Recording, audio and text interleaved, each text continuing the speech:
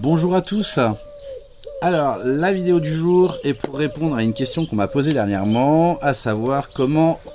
On m'a demandé comment je nourris mes Boston. Alors, moi j'ai une façon de nourrir qui est très simple, hein, c'est ce qu'on appelle une alimentation ménagère. Dans l'alimentation ménagère, je vais nourrir mes chiens avec de la viande de poulet, hein, ou du canard, donc une viande blanche, hein, la viande de volaille. À peu près, pour vous donner un ordre d'idée, on est à peu près pour un chien, hein, on est à 300 grammes par jour de viande. Alors je me livre chez Saint-Laurent Viande, hein, qui est dans le département 79. Après, donc la viande bien sûr est crue. Je viens apporter à ça environ 50 grammes de riz complet cuit. Alors, c'est du riz normal. Je prends pas de riz soufflé, je prends pas de brisure de riz. Non, vous savez, le riz complet qu'on achète à Auchan, hein, ou Leclerc, ou n'importe où. Hein. Mais j'achète mon riz là-bas. Après, je viens ajouter des fruits, donc des fruits de saison, et des légumes de saison. 50 grammes, donc on fait 25 grammes de fruits, 25 grammes de légumes. Les fruits et les légumes sont coupés hachés menus, crus. Et je mets tout ça dans une gamelle, hop, je donne comme ça après à mes chiens. Et il n'y a aucun problème. Alors, pour vous donner un ordre d'idée, moi, mes fruits et mes légumes, je vais les chercher notamment le samedi matin ou le dimanche matin quand il y a un petit marché local.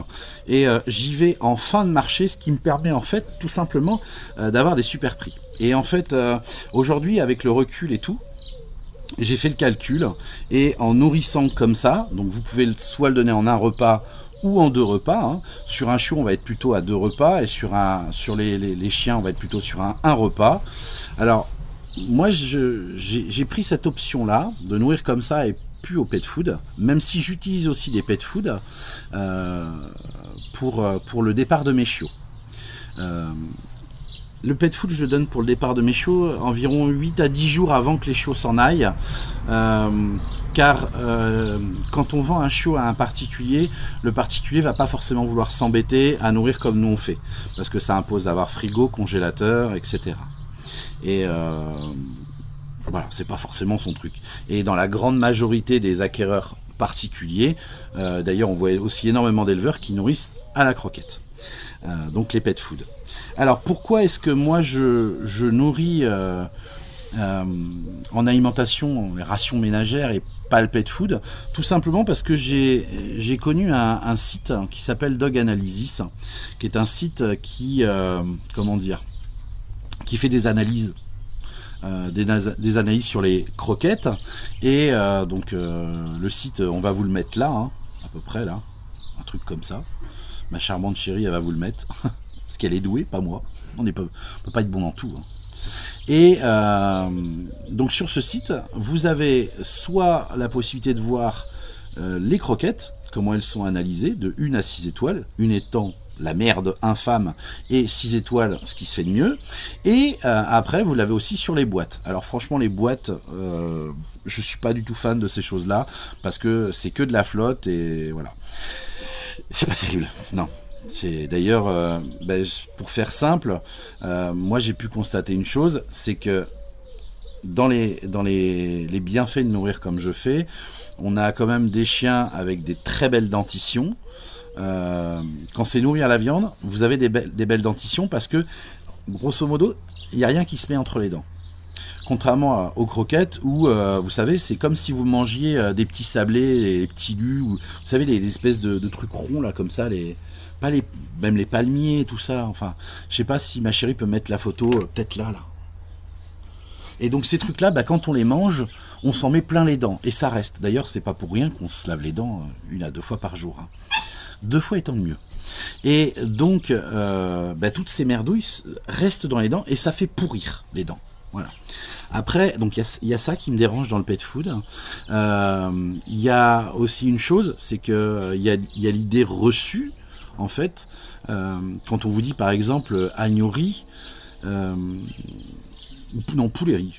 Poulet-riz, puis les marchands de pet food, ils sont très très forts parce que ils vont vous mettre une vidéo ou une photo. Vous allez voir le petit poulet qui se promène et tout. En réalité, c'est pas du tout ça. Hein. Faut pas oublier une chose, c'est que en réalité, les parties du poulet qu'on retrouve dans les croquettes, ce sont les becs, les pattes, les plumes, les héviscères et un peu d'os. Des cartilages, des trucs comme ça. En fait, tout ce qui est impropre à la consommation humaine. Donc ce sont des déchets. Quelque chose que vous ne mangeriez pas, que vous jetteriez. Alors, ça c'est les parties du poulet. Hein. Faut pas se leurrer. Regardez quand vous allez au supermarché, les blancs de poulet, ce que ça vaut, quoi. Après, vous avez par exemple, quand on vous parle du riz, faut être conscient que c'est pas le riz Oncle Ben's, hein, vous savez, le riz complet. Non, c'est l'espèce de pellicule qu'on va retrouver sur le riz, l'espèce de peau qui est utilisée.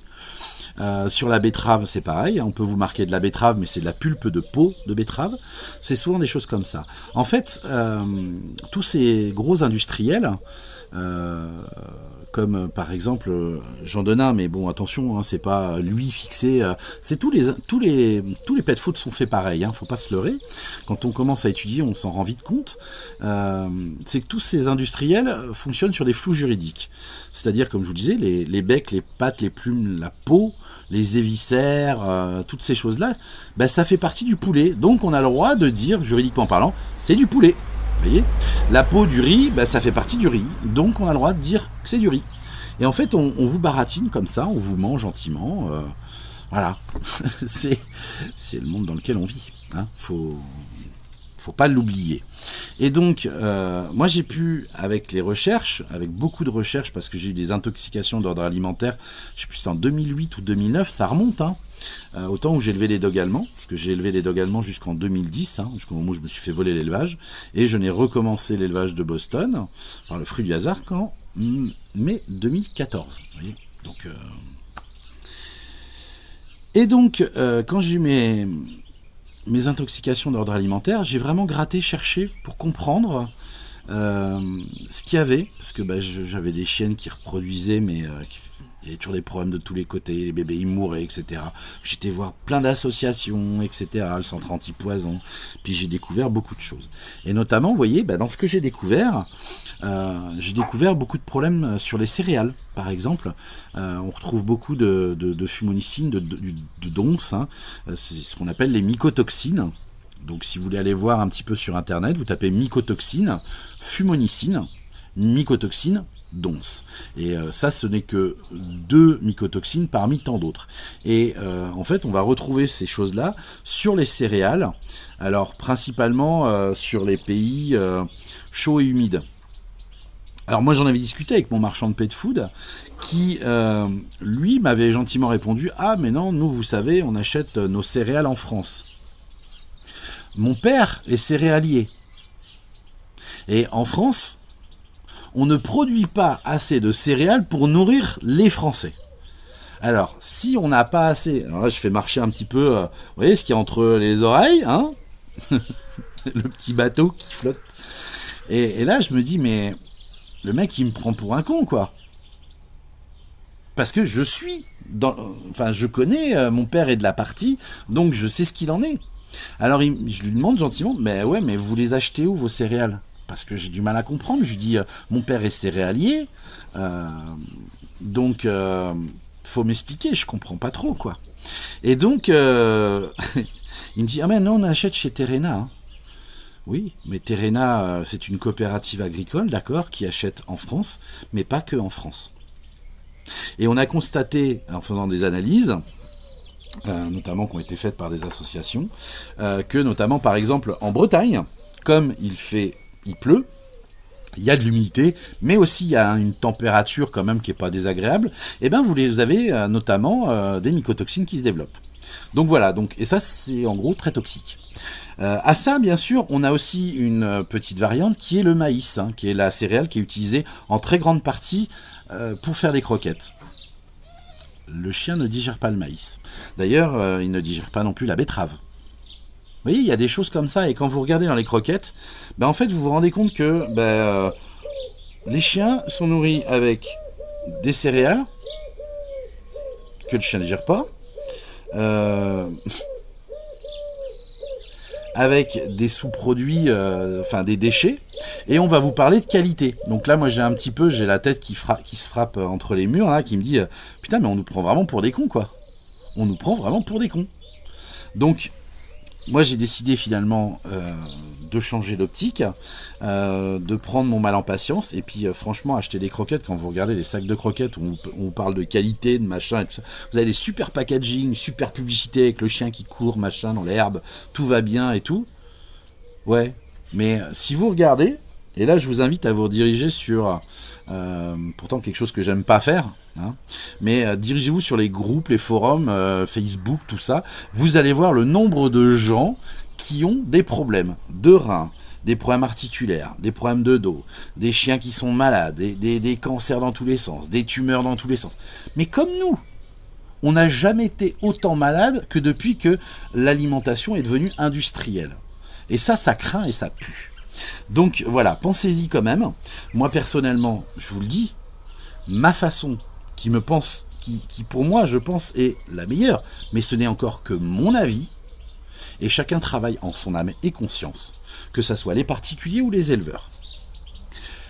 Moi je nourris mes chiens, ça me coûte entre les congélateurs, le frigo, qui est destiné au stockage de la viande, etc. Hein, parce que ma viande arrive en congelé, mais après je la décongèle, etc. Hein.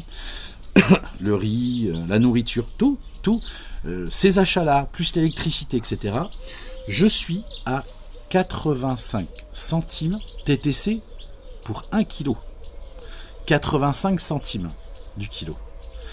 Et quand on regarde le pet food, en moyenne, c'est entre 4 et 8 euros le kilo, dans toute jardinerie. En tant qu'éleveur, quand vous avez un marchand de pet food qui vous démarche, on va être un petit peu moins cher. On va être à 2 euros, 3 euros le kilo à peu près, hein, un truc comme ça. Il y a une petite différence, mais voilà. Mais par contre, vous allez être obligé, l'éleveur, vous savez, ils ont des grilles tarifaires. Alors moi, j'en ai pas à vous montrer parce que je ne travaille plus depuis très longtemps avec les marchands de pet food. Je ne veux pas être... je veux pas, ça m'intéresse pas. Intoxiquer mes chiens, c'est pas ma tasse de thé. Donc j'ai décidé de plus faire marcher cette industrialisation. Je préfère retourner à des choses beaucoup plus simples, parce que comme je vous l'ai expliqué, hein, j'ai un petit peson, une balance, vous savez que vous achetez de cuisine, là, une balance digitale. Vous mettez la gamelle, vous appuyez sur tard, vous prenez votre viande, vous prenez votre riz, vous prenez vos fruits, vous prenez vos légumes. Si vous voulez savoir pour les fruits et les légumes qu'est-ce qu'on peut donner, eh ben vous savez quoi, vous en avez plein sur internet, des sites qui vous disent attention, ça il faut pas donner, ça il faut pas donner, ça il faut pas donner. Voilà. Et vous faites votre petite tambouille. Si vous avez des questions, vous me les mettez en commentaire et je vous y répondrai, tout simplement. N'hésitez pas. C'est fait pour ça les commentaires.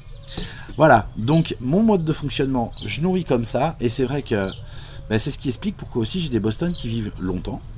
C'est ce qui explique aussi pourquoi j'ai des chiens en pleine santé. C'est ce qui explique pourquoi, entre autres, j'ai des chiennes qui me font de très belles portées. Hein, parce que quand vous regardez, honnêtement, là, j'ai des femelles qui font genre 6 kilos, entre 6 et 7 kilos. Elles me font 6 chiots. C'est impressionnant, quoi, quelque part. Or que la plupart du temps, pour avoir un nombre comme ça de chiots, il faudrait plutôt avoir des chiennes de 9-10 kilos, vous voyez.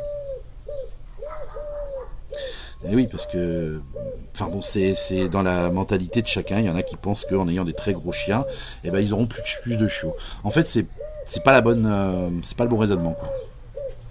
Voilà. J'espère que cette petite vidéo vous aura aidé. En tout cas, elle était un petit peu longue, hein, environ 14-15 minutes. J'essaye de vous faire des formats un peu plus courts qui vous répondront au mieux à vos questions. Mais la question alimentation, je pense, est importante pour comprendre. Et si on ne veut pas faire un travail bâclé, et pour que vous puissiez bien comprendre, je préfère aller au fond des choses. Voilà. Je vous dis à bientôt. N'oubliez pas, abonnez-vous, likez, partagez. Je vous fais des gros bisous et je vous dis à bientôt.